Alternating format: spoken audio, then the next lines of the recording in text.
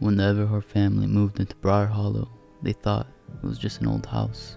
But in the attic, Daniel found a mirror, and in the glass, their mother's face smiled back. What began as grief became something darker, a spirit unbound, a brother changing, a family unraveling. From Briar Hollow, some reflections should never be broken. The rain fell in steady sheets, blurring the outline of the towering house as Greg's car crunched up the gravel drive. Headlights swept over the crooked porch where ivy curled like claws around decaying wood columns. The Victorian structure stood against the stormy sky like a rotting monument, shingles missing, windows dulled by age, the silhouette of its gables distorted and leaning as though the house itself were exhaling after too many years. 16-year-old Rachel sat in the back seat, arms folded tight across her chest, earbuds jammed in, her hoodie pulled low. The thudding bass in her ears was no match for her growing dread. She stared daggers at the house, as if blaming it for everything that had gone wrong, especially for dragging her even further away from what little normalcy remained. In the front seat, Daniel, her wide-eyed 8-year-old brother, pressed his palms against the glass, awestruck. "Is that our new house?" he whispered. Greg, their father, haggard and grayer than his 43 years should have made him, offered a sigh that was half exhale, half apology. "It's what we've got," he murmured, turning off the ignition. They were here because they had nowhere else to go. After the accident that took their mother, the hospital bills, funeral costs, and job loss came in like dominoes.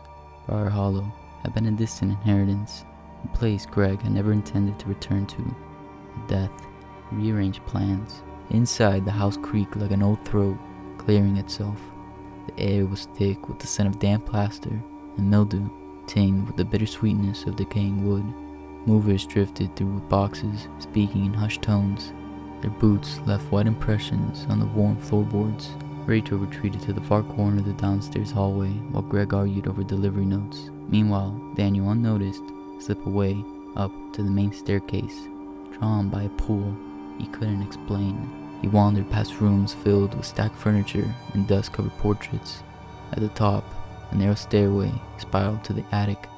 He climbed, slowly, hand-brushing the chipped banister, until he reached the hatched door. It groaned open. Inside was darkness, stale air and cobwebs swaying like curtains. Old trunks and sheet-covered shapes lined the walls. One in the farthest corner called to him. It was tall, thin, and draped in yellowing linen. Hard thudding, Daniel stepped forward and pulled the sheet away. An antique mirror stood there, its ornate wooden frame cracked with age, the glass itself cloudy, as though fogged from the inside. He turned to leave, then he heard it, a whisper, gentle, melodic, unmistakably familiar. "Daniel." He froze. "Sweetheart." He turned back and his breath caught. In the mirror, not his reflection, but her, his mother, standing in a white dress, hair cascading over her shoulders, eyes soft and shimmering. She smiled, just like she used to. "I'm trapped," she said, her voice like a lullaby. "You can save me. Break the mirror. Set me free." Tears filled his eyes as he reached toward the glass. The attic door burst open. "Danny, what the hell are you?" "Rachel." The image vanished, only the reflections remained. Daniel spun. She was there. Mom was in the mirror. Rachel's face twisted, pain shadowing her fury.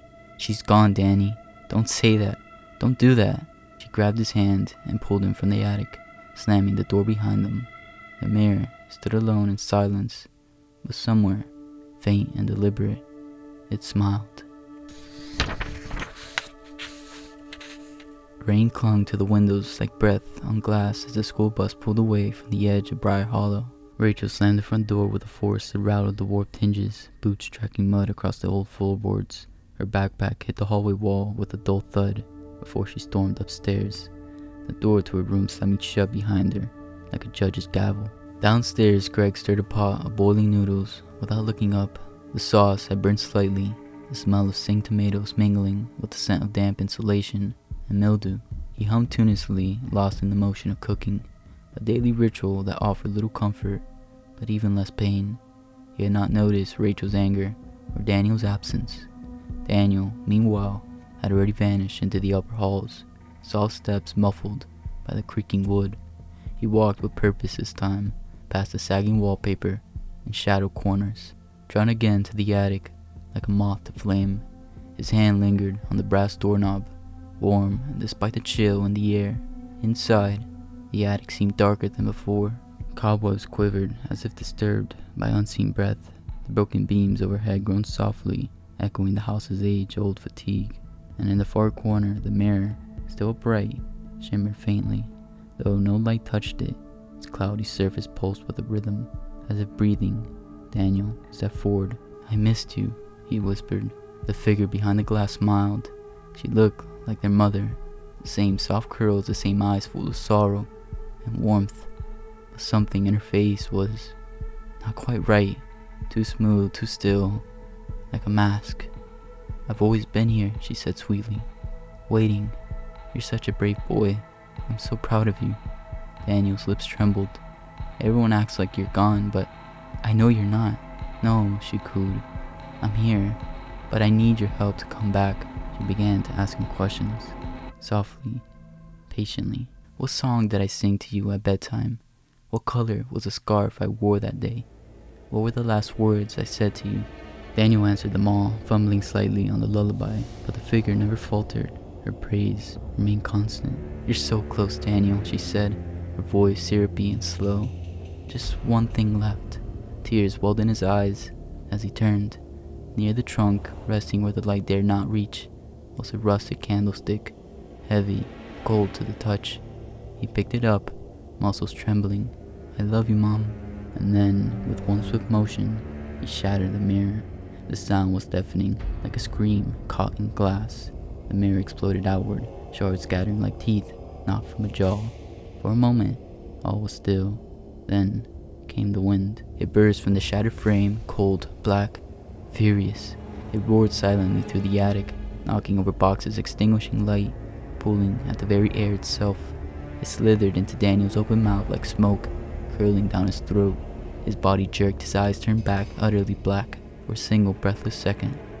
Then silence. The attic darkened, shards settled. Daniel swayed on his feet.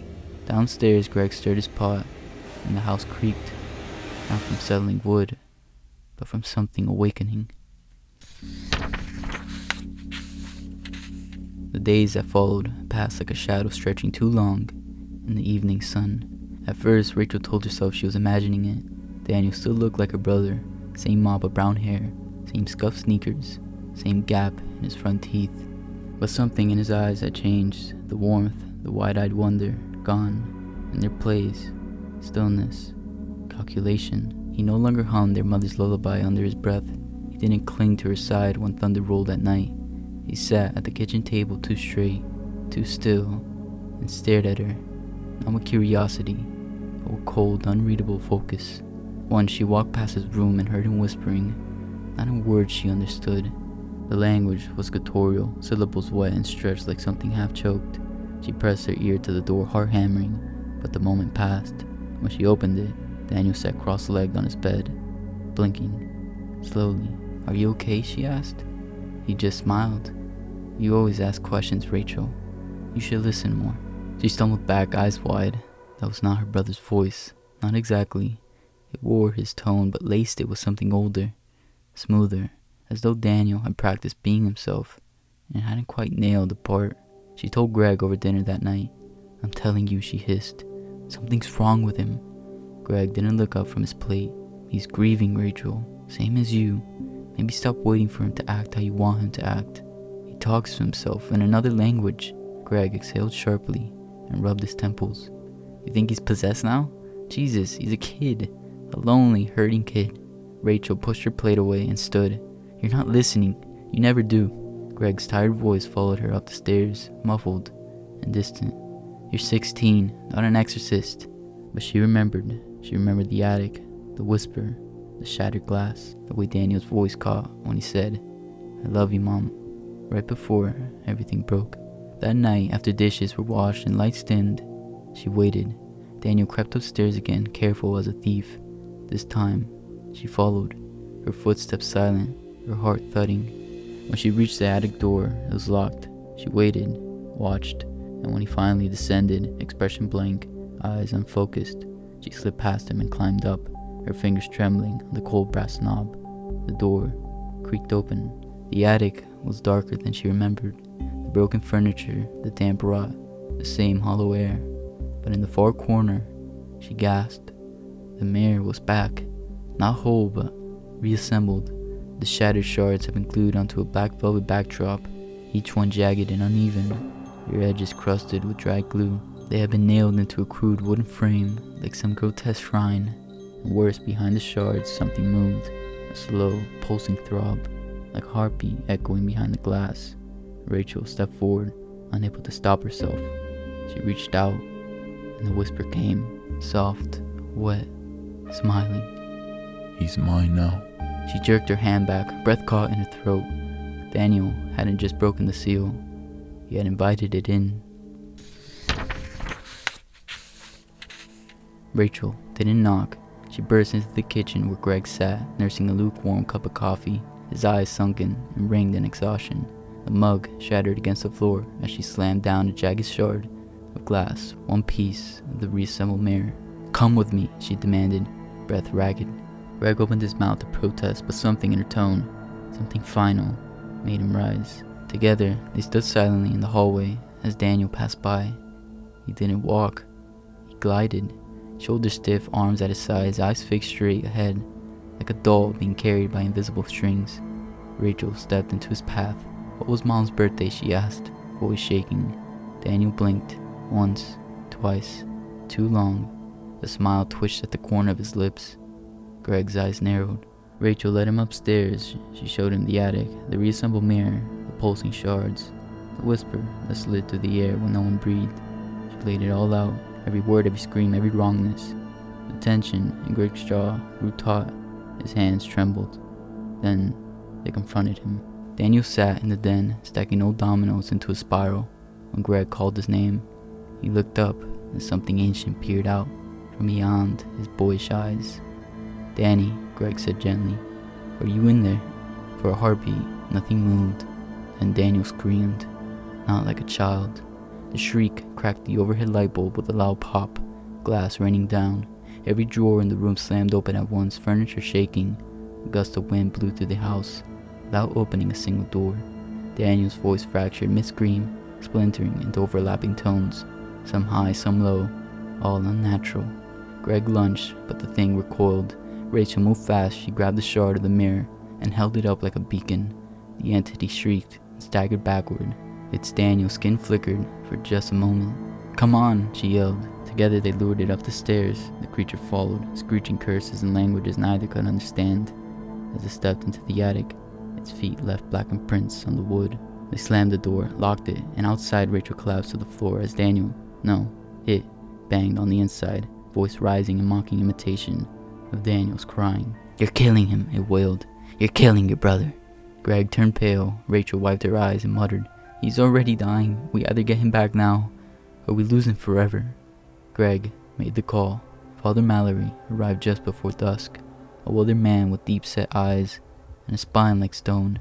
The priest entered with beads clutched in one hand and a silver crucifix in the other. His coat was damp from rain. His voice was dry as salt. They opened the attic. Daniel crouched in the corner like a wounded animal, but the moment light touched him, the thing inside reared.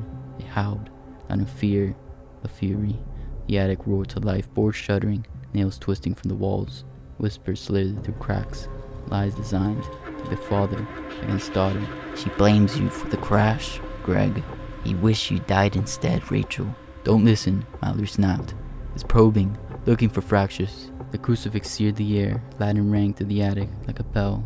The spirit shrieked again, flailing in Daniel's body, snapping its own fingers backward. "The mirror is its anchor," Mallory shouted over the chaos.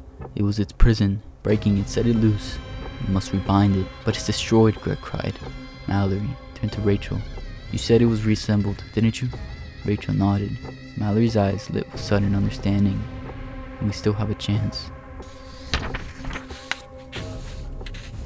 The attic shook like the belly of a thundercloud. Floorboards twisted, nails screamed from the walls. The crucifix in Father Mallory's hand glowed faintly, repelling the black, coaling smoke that poured from Daniel's mouth and nose like reverse breath. Furniture floated, whispers turned to wails.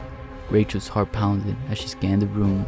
The reassembled mirror on the far wall pulsed violently, its pieces vibrating in the crude velvet frame, beating like a trapped heart. But the frame had cracked during the exorcism. The spirit had loosened from its false cage. "We're losing it," the priest shouted, Latin spilling from his lips. "We need a vessel, a whole piece of reflective glass, something it can't fracture." Rachel's eyes darted around and landed on something. Half buried in an old donation box coated in dust and cobwebs lay an antique hand mirror. The silver frame was tarnished, the glass cracked, but intact. She lunged for it, cradling it like fragile truth. Mallory turned, eyes wide. "If you can trap its reflection, do it now, before it..." Too late. The spirit exploded outward. It screamed through Daniel's body in a cyclone of shrieking wind and shadow. His small frame suspended in the air, limbs twisting at impossible angles. The attic filled with a hurricane of papers, glass, and splinters as the entity turned forward Rachel, its form writhing mid-air, a shifting mask of flickering faces, until it settled on one, their mother's face. But not gentle, not warm. It was too smooth, too wide, the smile like a wound stretched too far. "I'm back, sweetheart," it cooed mockingly. "Let me in." Rachel didn't hesitate. She held the mirror high, the cracked glass quivering. The face appeared, twisted, snarling, desperate. Rachel's voice cracked but held. "You're not my mother." And she turned the mirror, facing it inward. The spirit shrieked in fury as it was sucked into the glass, pulled in piece by piece, like smoke through a vacuum. The room flashed white hot, the mirror glowing with blinding intensity. Rachel dropped it to the ground. Just as it dimmed, silence fell. Daniel dropped like a rag doll. Greg caught him just before he hit the floor. Rachel stumbled to her knees, hands shaking. "Rach?" Daniel's voice was soft, small, alive. Tears broke free as she pulled him into her arms. Greg knelt beside them, unable to speak, his arms wrapping around both children. Father Mallory stood forward, bruised and pale, and gently retrieved the mirror with gloved hands. "No one else must ever touch this," he said. They buried it that night, downstairs beneath the cellar floor, in a chest wrapped in iron chains and sealed with salt and prayer.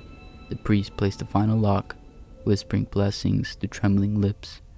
The mirror lay there, dormant, contained, for now. In the weeks that followed, the house changed. The cold draft lifted, doors stopped slamming themselves, the whispering in the walls ceased. Rachel and Greg began speaking again, tentatively at first, then with slow, painful honesty. Grief was no longer a chasm between them, but a thread they both held. Daniel laughed again, played, but he never again climbed the attic stairs. And Rachel, quiet and watchful, kept a single shard of the old mirror hidden in a box beneath her bed. Not for power, not for memory, because she knew some reflections never fully fade, and sometimes what you see looking back is still watching you.